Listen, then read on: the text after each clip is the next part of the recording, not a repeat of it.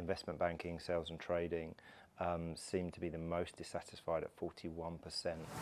Particular job functions do you think are most dissatisfied with their pay? We were expecting good bonus seasons because they felt their individual performance was strong. Hi, welcome to our Talent Conversation series from eFinancialCareers. I'm Simon Mortlock, I'm the Content Manager at eFinancialCareers, and I'm delighted to be joined on the sofa today by our CEO, Pete Healey. Hi, welcome Pete. Hi Simon. Now today we're going to be talking about pay satisfaction in the financial services sector. Now we recently published our compensation report, which showed that basically everyone, or almost everyone across financial services isn't exactly happy with their pay. Now, given that financial services is a pretty high paid industry overall, why do you think that is? Well, undoubtedly challenges in the market. So we've seen a downturn through the second half of 2022, which has continued into 2023. Uncertainty in the market with banking failures. Obviously, the rise in interest rates has placed uncertainty in the market. So layoffs, coupled with a less generous bonus season than people were expecting. So we saw in our sentiment survey at the end of last year that people were expecting good bonus seasons because they felt their individual performance was strong. That's, it would seem, not being reflected in what they've earned. That coupled with people are talking about still being short of staff and potential burnout. So there are a number of factors that are causing that kind of increased level of dissatisfaction.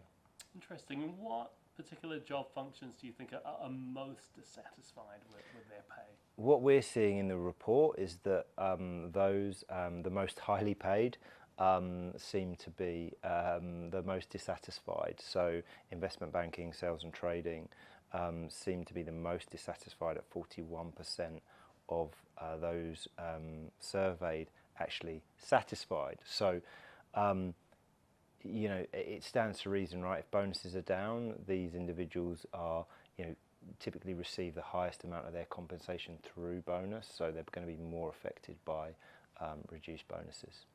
And what about on the flip side then? Which particular job functions are most satisfied? Well, the research shows that equity research is the most satisfied, which was surprising to us. We felt they might be in a similar position to some of the other front office areas.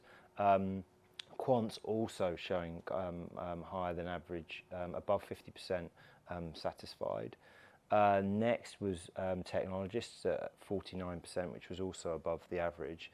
But still, only half of them are satisfied, right? So we know that even with all the layoffs that have been going on in the broader market, there's still high demand within the sector for technologists. So that's probably a bit of a concern if half of your talent pool are pretty dissatisfied and you've still got high demand. So, there could be some more churn going through this year.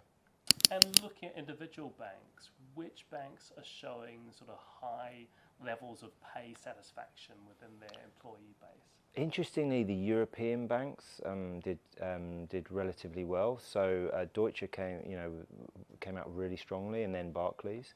From the American banks, it was Bank of America and Citi. Also seem to have been keeping people relatively happy. Excellent, thank you, Pete. Thanks everyone for joining Talent Conversations. Obviously, pay satisfaction is a very topical issue within our industry, and I hope you learned some new information about that topic today.